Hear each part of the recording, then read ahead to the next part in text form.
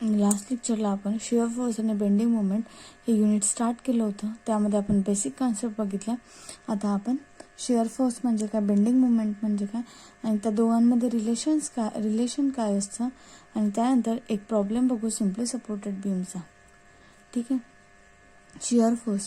It is the algebraic sum of all vertical forces on the beam acting on the right or left of the section. Acting on the right or left side of the section. हा इथे एक beam draw केलेला आहे मी, simply supported beam. ए आणि बी हा simply supported beam आहे. त्याच्यावर इथे पॉईंट लोड ॲक्ट होते. 4 ठिकाणी पॉईंट लोड ॲक्ट झालेला असं दाखवलं आहे आणि ए आणि बी बीमची जी काही लेंथ आहे ती एल आहे. त्यानंतर जर मी इथे एक सेक्शन ड्रॉ केला, ठीक आहे, हा एक मी सेक्शन ड्रॉ करते. ह्या सेक्शनला मी एक्स आणि वाय नाव देते. जर मी एक्स आणि वाय नावाचा जर सेक्शन ड्रॉ केला तर हे जे काही लेफ्ट साईड आहे तर लेफ्ट साईडला जेवढे काही फोर्सेस इथे ॲक्ट झालेले आहे अपवर्ड किंवा मग हे डाऊनवर्ड, त्या सगळ्या फोर्सेस जे काही अल्जेब्रिक सम असेल त्याला आपण शिअर फोर्स म्हणू. मी जर सेक्शन ड्रॉ केला तर सेक्शनच्या लेफ्ट साईडला जे काही फोर्सेसचा अल्जेब्रिक सम असेल ते शिअर फोर्स असेल, किंवा मग ह्या सेक्शनच्या राईट साईडला जे काही फोर्सेस असतील त्यांचं जे काही समेशन असेल त्याला मी शिअर फोर्स म्हणेल. ठीक आहे. त्यानंतर बेंडिंग मुवमेंट म्हणजे काय, it is the algebraic sum of all the movements of all the forces acting on the left और right side of the section. आता तुम्हाला मुवमेंट म्हणजे काय आहे ते माहिती. मुवमेंट म्हणजे काय, फोर्स इंटू परपेंडिक्युलर डिस्टन्स. म्हणजे इथे तसंच मी जर एक बीम ड्रॉ केला, दॅट इज ए आणि बी, जर हा मी बीम ड्रॉ केला त्यावर जर काही फोर्सेस ॲक्ट होत असले, पॉईंट लोड ॲक्ट होत असले किंवा मग UDL ॲक्ट होत असले, मी ते पॉईंट लोड तुम्हाला इझिली समजण्यासाठी पॉईंट लोडच दाखवते. आपण प्रॉब्लेममध्ये ते नीट बघू. ठीक आहे. जर इथे आता पॉईंट आता इथला फोर्स काय सांगितला मी, जर हा सपोर्ट आहे, सपोर्टचं नाव काय ए आहे, म्हणून तिथे हा सपोर्ट आहे, सपोर्टचं नाव काय ए आहे. मग इथे रिॲक्शन अप्लाय होईल. ए पॉईंट म्हणून RA, बी पॉईंट म्हणून RB. ठीक आहे. आता हे जे काही पॉईंट लोड आहे याला मी C आणि D नाव देते. जर मी ते एक सेक्शन ड्रॉ केला तर सेक्शन ड्रॉ केल्यानंतर ह्या पॉईंटला जर मला मुवमेंट इथे घ्यायची असली, ठीक आहे, ए पॉईंटला जर मुवमेंट घ्यायची असली तर म्हणजे हा जो काही सेक्शन आहे, सेक्शनच्या लेफ्ट साईडला जेवढा काही मुवमेंट येतात त्यांचं समेशन म्हणजे झालं बेंडिंग मुवमेंट. आणि सेक्शनचा जर मी एका वेळेस तुम्ही एकच सेक्शन कन्सिडर करायचं. ठीक आहे. जर तुम्ही राईट साईडकडनं घेत असेल तर राईट साईडकडनंच सगळे घ्यायचे आणि लेफ्ट साईडकडनं घेत असेल तर लेफ्ट साईडकडनं सगळ्या गोष्टी घ्यायच्या. या सेक्शनचा जर हा XY नावाचा सेक्शन आहे तर सेक्शनच्या लेफ्ट साईडला ज्या काही बेंडिंग मुवमेंट्स असणार आहे, फोर्स इंटू हे काही परपेंडिक्युलर डिस्टन्स असणार आहे, त्याला तुम्ही काय म्हणणार, बेंडिंग मुवमेंट म्हणणार. त्यानंतर रिलेशन बिटवीन SF आणि BM. शिअर फोर्स आणि बेंडिंग मुवमेंट मधलं रिलेशन काय आहे, जर rate of a change of shear force with respect to distance, कोणत्याही डिस्टन्स सोबत जर शिअर फोर्स चेंज होत असेल तर ते आपल्याला लोड इंटेन्सिटी देतं. ठीक आहे, दॅट इज W देतं. आणि जर तुमची rate of a change of bending movement असणार आहे विथ रिस्पेक्ट टू डिस्टन्स असणार आहे, ठीक आहे, जर बेंडिंग मुवमेंटचा रेट चेंज होत असणार आहे तर ते आपल्याला काय देतं, आपला शिअर फोर्स आपल्याला इथे मिळतो. हे रिलेशन बिटवीन SF आणि BM आहे. त्यानंतर तुम्हाला प्रॉब्लेममध्ये पण समजेल, जर जेव्हा तुमची बेंडिंग मुवमेंट ही मॅक्झिमम असते, ही बेंडिंग मुवमेंट जेव्हा मॅक्झिमम असते तेव्हा तुमचा शिअर फोर्स हा 0 असतो. ठीक आहे. हे तुम्ही जेव्हा प्रॉब्लेम सॉल्व्ह कराल त्यामध्ये तुम्हाला ते प्रूव्ह होऊन जाईल. त्यानंतर साइन कन्व्हेन्शनचा आपण जर विचार केला, इथे मी हा एक बीम ड्रॉ करते, हा सिम्पली सपोर्टेड बीम ड्रॉ करते. हा पॉईंट A म्हणते, हा पॉईंट B म्हणते. जर ठीक आहे, ही लेंथ आहे आणि मी इथे एक सेक्शन ड्रॉ केला X आणि Y. ही सेक्शनची लेफ्ट साईड आहे आणि ही सेक्शनची राईट साईड आहे. जर लेफ्ट साईडला आपण असे साइन कन्व्हेन्शन ॲडॉप्ट करू, जर लेफ्ट साईड तुम्ही कन्सिडर करत असेल तर अपवर्ड हे शिअर फोर्ससाठी फॉर शिअर फोर्स जर लेफ्ट साईड जर मी बीमची जर लेफ्ट साईड कन्सिडर केली तर त्याचे जे काही अपवर्ड फोर्सेस असणार आहे ते मी पॉझिटिव्ह म्हणणार आणि डाऊनवर्ड फोर्सेस जे असणार आहे ते निगेटिव्ह म्हणणार. तसंच मी जर ह्या बीमची जर राईट साईड कन्सिडर केली, मी आता राईट साईडकडनं जर कॅल्क्युलेशन केले तर हे झालं लेफ्टसाठी. ठीक आहे. जर राईटसाठी जर मी कन्सिडर केलं, फॉर राईटसाठी जर मी कन्सिडर केलं, जे काही अपवर्ड फोर्सेस असणार आहे ते निगेटिव्ह असणार आहे, म्हणजे याच्या अपोजिट असणार आहे. ठीक आहे. आणि त्यानंतर जे डाऊनवर्ड फोर्स असणार आहे ते पॉझिटिव्ह असणार आहे. हे झालं तुमचं शिअर फोर्सशी रिलेटेड. जर मी बेंडिंग मोमेंटचा जर विचार केला, बेंडिंग मोमेंटमध्ये काय असतं, क्लॉकवाईज आणि अँटी क्लॉकवाईज असतं. जर मी परत इथे तसाच बीम ड्रॉ करते, मी असाच एक बीम ड्रॉ केला, तर मी एक सेक्शन दिला, एक्स आणि वाय नावाचा सेक्शन दिला, याला ए आणि बी जर मी म्हणाले, आर ए आणि आर बी म्हणाले, आणि तिथे काहीतरी मी लोड अप्लाय जर केलेले असणार, ह्या सेक्शनच्या लेफ्ट साईडला जे काही मी फोर्सेस कन्सिडर करणार आहे ते जर क्लॉकवाईज असतील, सेक्शनच्या लेफ्ट साईडला जे काही मी फोर्सेस कन्सिडर करणार आहे ते जर क्लॉकवाईज असतील तर ते असणारे पॉझिटिव्ह, आणि ते जर अँटी क्लॉकवाईज असतील तर ते असणारे निगेटिव्ह. जर मी सेक्शनच्या, हे झालं लेफ्ट साईडचं, जर मी सेक्शनच्या राईट साईडला म्हणजे ह्या साईडला जर फोर्स मुवमेंट कन्सिडर केली तर जे काही तुमचं क्लॉकवाईज असणार आहे ते निगेटिव्ह असणार आहे आणि अँटी क्लॉकवाईज असणार आहे ते पॉझिटिव्ह असणार आहे, म्हणजे याच्या अगदी अपोजिट असणार आहे राईट साईडसाठी. ठीक आहे. हे झालं तुमचं साइन कन्व्हेन्शन. जे लेफ्ट साईडला तुम्ही साइन कन्व्हेन्शन घेता तसंच तुम्ही जर राईट साईडनी कॅल्क्युलेशन केलं तर त्याचे अपोजिट होऊन जातं.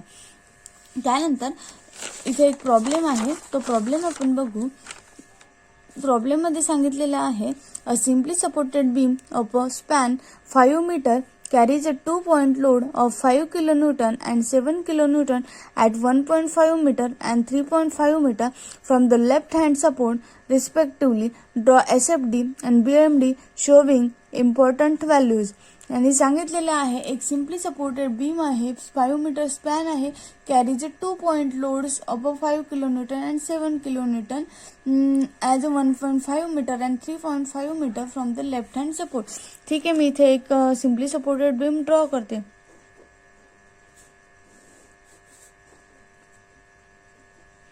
एक सिम्पली सपोर्टेड बीम मी ड्रॉ केला. त्याने सांगितलंय स्पॅन 5 मीटर, 5 मीटरची तिची स्पॅन आहे, मी इथे स्पॅन लिहून टाकते 5 मीटर. ठीक आहे. Carries a 2 point load of 5 kilonewton and 7 kilonewton at 1.5 metre and 3.5 metre from left hand support. Left hand support म्हणजे ह्या सपोर्ट पासूनचं लेफ्ट जो सपोर्ट आहे त्यापासूनचे मला डिस्टन्स गिवन आहे, लोडची इंटेन्सिटी गिवन आहे. जो 5 किलोन्यूटनचा लोड आहे तो लेफ्ट हँड सपोर्ट पासून किती दिलेला आहे, 1.5 मीटर, म्हणजे हे डिस्टन्स दिलेलं आहे 1.5 मीटर. त्यानंतर त्यांनी एक 7 किलोन्यूटनचा लोड दिलेला आहे, त्याचं लेफ्ट हँड सपोर्ट पासूनचं डिस्टन्स दिलेलं आहे 3.5 मीटर, म्हणजे हे डिस्टन्स दिलेलं आहे त्यांनी 3.5 मीटर. हे डिस्टन्स किती येतं मग, 3.5 मीटर मधून 1.5 मीटर गेल्यावर काय होतं, 2 मीटर. आणि मग हे किती उरतं, 5 मीटर मधून 3.5 मीटर गेल्यानंतर किती येतं, 1.5 मीटर. ठीक आहे. हे तुम्ही इथे डिस्टन्स तुम्हाला जसं प्रॉब्लेम गिवन आहे त्यानुसार आपण डिस्टन्स इथे लिहून घेऊ. हे असे डिस्टन्स लिहिले ना तुम्हाला इझी जाईल कॅल्क्युलेशन करायला, की हा बाबा, नाहीतर मग ते कसं होऊन जातं, तुम्ही कन्फ्यूज होऊन जातात की हा हे डिस्टन्स कुठून आलं कसं आलं. तर तुम्हाला जे काही डिस्टन्स दिलेले आहे त्यावरनं तुम्ही असं ड्रॉ करून घ्यायचं. ही फिगर ड्रॉ केल्यानंतर खाली जागा सोडून द्यायची. तुमची शिअर फोर्स डायग्राम ड्रॉ करायला सांगितली आणि बेंडिंग मोमेंट, त्यासाठी जागा सोडून द्यायची आणि कॅल्क्युलेशन्स करायचे. मी आता तुम्हाला ह्या पेजवर कॅल्क्युलेशन्स करून दाखवते, म्हणजे आपल्याला इझिली ह्या बीमच्या खाली जो काही प्रॉब्लेमसाठी मी बीम ड्रॉ केलेला आहे त्याच्या खालीच मला SFD आणि BMD ड्रॉ करता येईल. ठीक आहे. मला आधी त्यांनी काय सांगितलेलं आहे, मला सांगितलेलं आहे शिअर SFD आणि BMD ड्रॉ करायची आहे. त्यासाठी मला काय करावं लागेल, आधी हा जो काही बीम आहे याला मी नाव देऊन देईन. हा पॉईंट झाला A, हा पॉईंट झाला B, हा झाला C आणि हा झाला D. A पॉइंट आहे म्हणून रिॲक्शन ॲट B सपोर्ट आहे म्हणून B पॉइंट आहे म्हणून रिॲक्शन ॲट B मी इथे देणार, रिॲक्शन ॲट B मी इथे देणार. ठीक आहे. आता मला काय फाइंड आउट करायचे आहे, रिॲक्शनची व्हॅल्यू फाइंड आउट करायची. RA आणि RB काय असणार आहे. फर्स्ट स्टेप तुमची आहे फाइंड RA अँड RB. ठीक आहे. आर ए आणि आरबी फाइंड आउट करण्यासाठी आपल्याला काय करायचं आहे, आपण आधीच्या लेक्चरमध्ये बघितलेलं आहे, आपल्याला इक्विलिब्रियमच्या कंडिशन्स अप्लाय करावे लागते. First condition, summation of movement at any point. मी ए पॉईंटला मुवमेंट घेते इज इक्वल टू 0. आता मी मुवमेंट घेते ए पॉईंटला, ए पॉईंटमध्ये आर ए जातोय, ए पॉईंटमध्ये आर ए आहे म्हणून R A cancel, reaction at A cancel. आता हा फोर्स, ठीक आहे. आता मी काय करते आहे की रिॲक्शन फाइंड आउट करून घेणार आहे इथे. आता 5 किलोन्यूटनचा फोर्स इथे कसा रोटेट होतोय, 5 किलोन्यूटनचा फोर्स कसा रोटेट होतोय, तो क्लॉकवाईज रोटेट होतोय. म्हणून क्लॉकवाईज, आता इथे मी मुवमेंट घेते म्हणून क्लॉकवाईज आणि अँटी क्लॉकवाईज हे दोन साइन कन्व्हेन्शन मी अडॉप्ट करणार. हा कसा जातोय, क्लॉकवाईज जातोय म्हणून पॉझिटिव्ह, आणि इकडे आणि जो अँटी क्लॉकवाईज जात असेल तर निगेटिव्ह. हा फोर्स जातोय क्लॉकवाईज, 5 किलोन्यूटनचा फोर्स एला म्हणून तो पॉझिटिव्ह घेणार. त्या 5 किलोन्यूटनच्या फोर्सपासून ज्या पॉईंटला मी मुवमेंट घेते तिथला डिस्टन्स काय आहे, 1.5 मीटर. त्यानंतर 7 किलोन्यूटनचा फोर्स आहे, तो सुद्धा क्लॉकवाईज रोटेट होतोय ए भोवती, म्हणून प्लस 7 किलोन्यूटन इंटू 7 किलोन्यूटनच्या फोर्सपासून ज्या पॉईंटला मी मुवमेंट घेते एला तिथला डिस्टन्स किती आहे, इथून इथपर्यंतचा डिस्टन्स दिलेला आहे मला 3.5 मीटर. त्यानंतर आरबी ए भोवती कसा रोटेट होतोय, ऑफकोर्स अँटी क्लॉकवाईज तो रोटेट होतोय, म्हणून मी इथे मायनसची साईन घेणार, minus R B into perpendicular distance किती आहे, आरबीचं ए पर्यंतचं डिस्टन्स किती, हे पूर्ण डिस्टन्स किती इथून इथपर्यंत ते 5 मीटर आहे, आणि ते 5 लिहिणार इज इक्वल टू 0 करणार. आणि हे मी कॅल्सीमध्ये सॉल्व्ह करून घेणार. कॅल्सीमध्ये सॉल्व्ह केल्यानंतर मला आरबीची व्हॅल्यू इथे मिळून जाईल. ठीक आहे. 5 इंटू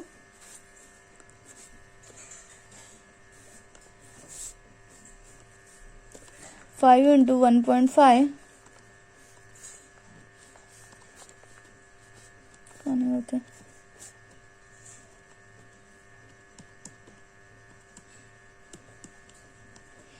5 इंटू 1.5 प्लस 7 इंटू 3.5,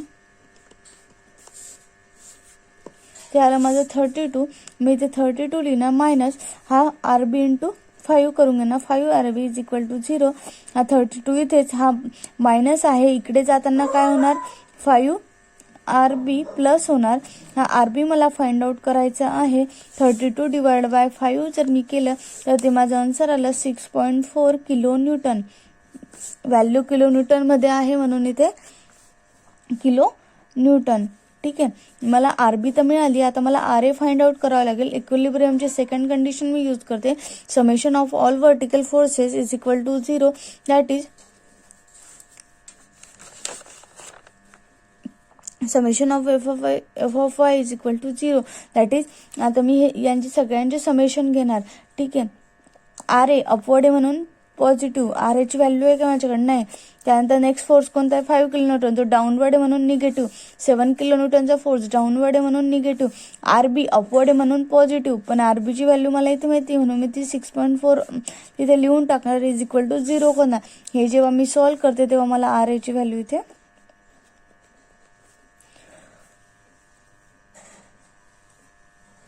मिळून जाईल. आता आर एची व्हॅल्यू काय येईल इथे 5. ठीक आहे. आता हे जर मी मायनसचं साईन घेतलं, तुम्ही इथे चुकून जाता तुमच्या कॅल्क्युलेशनमध्ये. तुम्हाला जर काही समजत नसेल ना, तुम्ही सरळ असंच कॅल्क्युलेशन करा, किंवा मग हे इज इक्वल टूच्या साईनच्या तिकडे घेऊन जा, आणि त्यानंतर तुमचं, आता हा मी इज इक्वल टूच्या साईनच्या तिकडे घेते, हा निगेटिव्ह म्हणून पॉझिटिव्ह. ठीक आहे. हा निगेटिव्ह म्हणून पॉझिटिव्ह, हा पॉझिटिव्ह म्हणून निगेटिव्ह. तुम्ही असंही केलं म्हणजे तुम्ही ते इझिली करू शकणार, तुमचे काहीच घोळ नाही होणार. त्याला 5.6 आर ए आला माझा 5.6 किलो न्यूटन. ठीक आहे. मला आता तर रिॲक्शन फाइंड आउट झालं. रिॲक्शन फाइंड आउट झाल्यानंतर मला एस एफ आणि बी एम फाइंड आउट करावं लागेल. जसे जे डेटा तुम्ही फाइंड आउट केला ते इथे लिहून टाकायचं, 5.6 किलो न्यूटन, आणि आर बी काय आला तुमचा 6.4 किलो न्यूटन. हे मिळालं. मग मला आता शिअर फोर्स फाइंड आउट करायचा आहे. आता मी शिअर फोर्स फाइंड आउट करणार.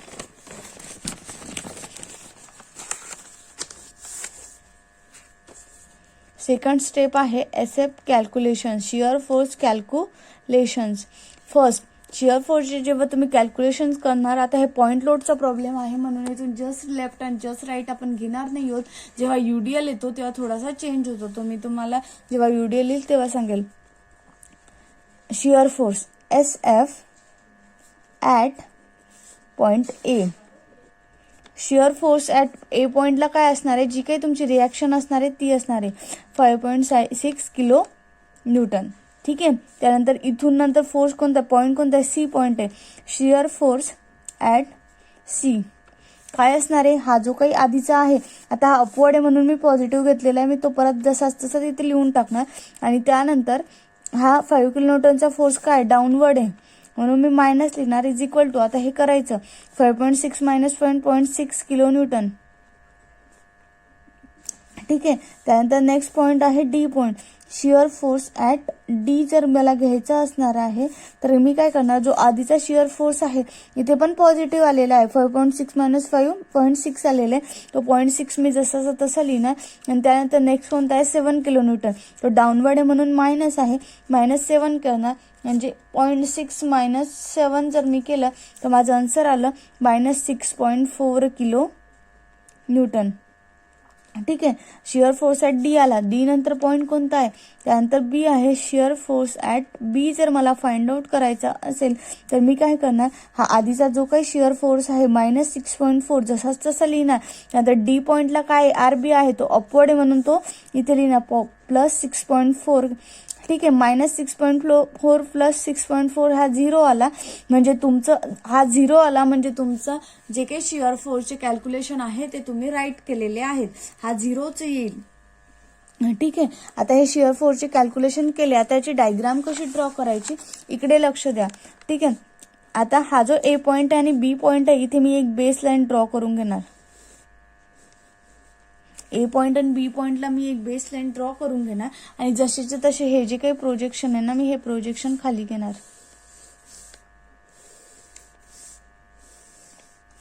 हे प्रोजेक्शन मी खाली घेतले.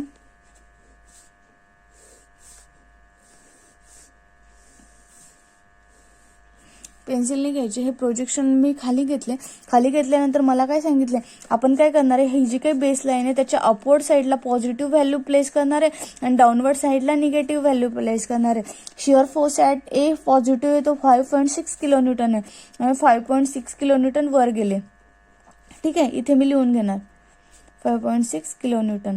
त्यानंतर इथून इथपर्यंत काहीच नाहीये, मी सरळ तशी झाले. त्यानंतर C पॉईंटला आले मी. शिअर फोर्स ॲट C काय आहे, 0.6 किलो न्यूटन आहे, म्हणजे इथे खाली कुठेतरी इथे 0.6 येणार तो. ठीक आहे. मग त्यानंतर इथून ते इथपर्यंत काहीच फोर्स नाही म्हणून मी तशीच गेली. मग D पॉईंटला आली. D पॉईंटला काय व्हॅल्यू आहे, -6.4. मायनस व्हॅल्यू आहे ती काहीतरी खालीच असणार आहे, बेसलाईनच्या खाली आपण मायनस घेणार आहे, ती इथे आली म्हणजे इथे मी -6.4 किलो न्यूटन लिहिणार. ठीक आहे. आता ह्या D पॉईंट पासून B पर्यंत इथे काहीच नाही म्हणून मी जसं तसं कॅरी फॉरवर्ड करणार. आणि त्यानंतर त्यांनी काय काय सांगितलंय, शिअर फोर्स ॲट B काय सांगितलेलं आहे, 0 सांगितलेलं आहे, मग मी डायरेक्ट इथे 0 ह्या बेस लाईनला टच करणार. ठीक आहे. हे पण इथून इथपर्यंत 6.4 किलो न्यूटन आहे, इथपर्यंत आधी 5.6 किलो न्यूटन आहे आणि त्यानंतर ते 0.6 किलो न्यूटन झालं. हे झालं तुमची शिअर फोर्स डायग्राम. पॉझिटिव्ह बेसलाईनच्या वर पॉझिटिव्ह, बेसलाईनच्या खाली निगेटिव्ह. ठीक आहे. ही झाली तुमची shear force diagram SFD.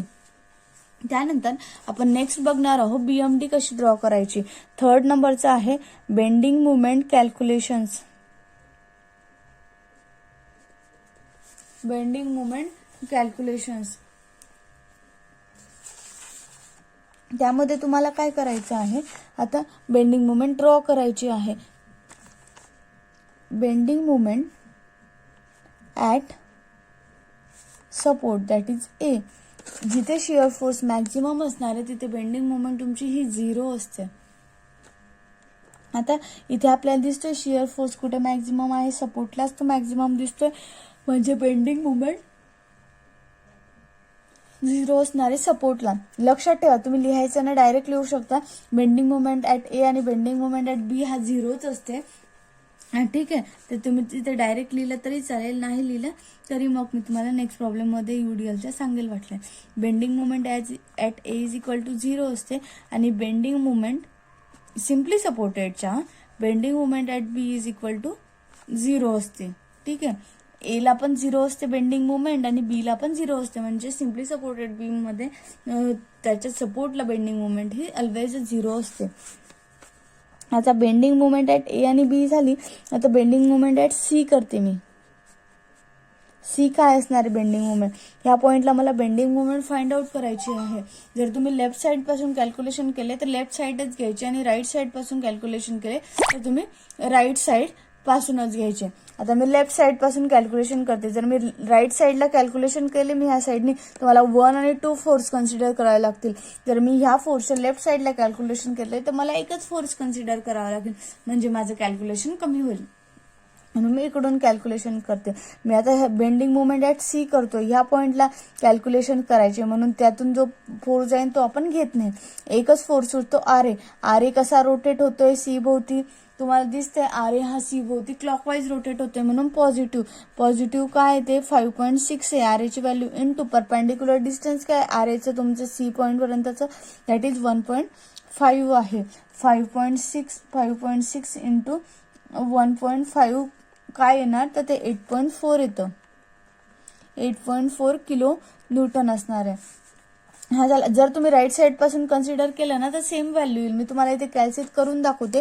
Right side पासून करा किंवा लेफ्ट साइड पासून करा, कुठूनही करा सेमच येईल. मी तुम्हाला हे इकडून करून दाखवलं, आता मी इकडचं करून दाखवते. आता हा काय आहे 6.4 किलो न्यूटनचा फोर्स आहे. हा 7 किलो न्यूटनचा फोर्स आहे. मला सी भोवती कॅल्क्युलेशन्स करायचे.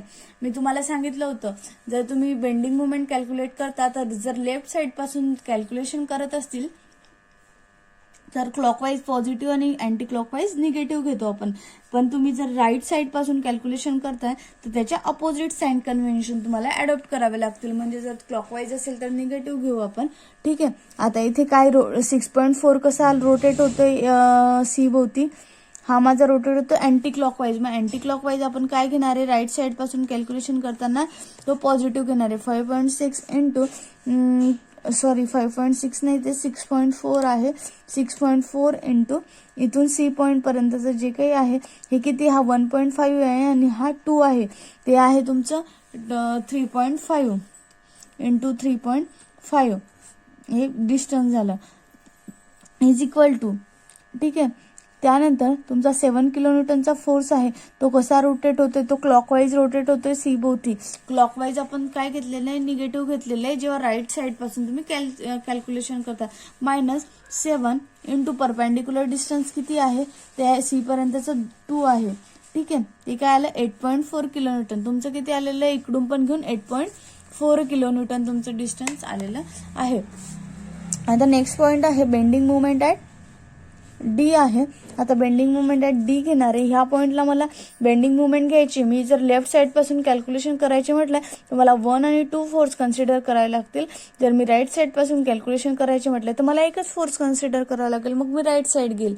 ठीक आहे. किंवा तुम्ही लेफ्ट साइड घेतलं तरी काही हरकत नाही. ठीक आहे. जर आता मी राईट साइड घेणार आहे इथे राईट साइड पासून मी कॅल्क्युलेशन करते. इथे आरबीचा फोर्स जो आहे तो डी भोवती कसा रोटेट होतोय तो रोटेट होतोय अँटी क्लॉकवाईज. जर राईट साइड पासून कॅल्क्युलेशन केले तर अँटी क्लॉकवाईज काय असणार आहे पॉझिटिव्ह असणार आहे. म्हणून हे 6.4 इंटू परपेंडिक्युलर डिस्टन्स किती आहे 1.5चं आहे.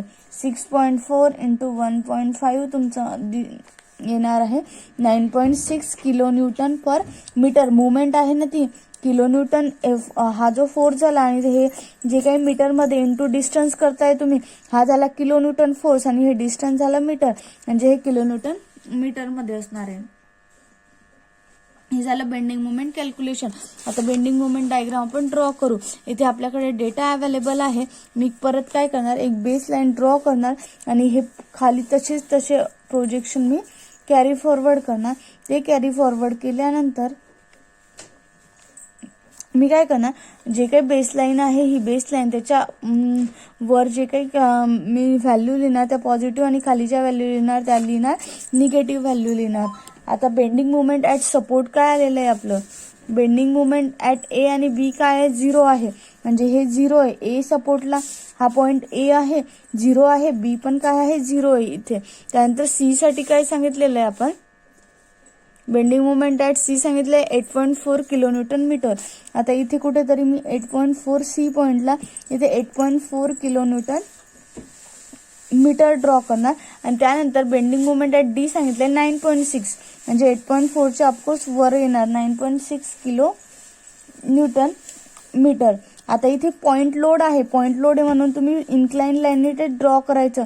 जर इथे युडीएल असतात, युनिफॉर्मली डिस्ट्रीब्युटेड लोड असतात, तर जर असे काही पॉइंट आलेले असते, असे पॉइंट आलेले असते, तर मला कर्वनी जॉईन करावं लागलं असतं, पॅराबोला काढावं लागलं असतं. ठीक आहे. पण इथे पॉइंट लोड आहे म्हणून बेंडिंग मोमेंट ड्रॉ करताना तुम्ही इन्क्लाइन लाईन तिथे इन्क्लाइन लाईननी कनेक्ट करायचं. असं कनेक्ट करायचं. हे सगळं अपवर्ड आलेलं आहे म्हणून हे पॉझिटिव्ह आहे आणि ही बेंडिंग मोमेंटची डायग्राम आहे. आजच्या लेक्चरला इतकंच. पुढच्या लेक्चरला आपण युडीएलचा प्रॉब्लेम घेऊ.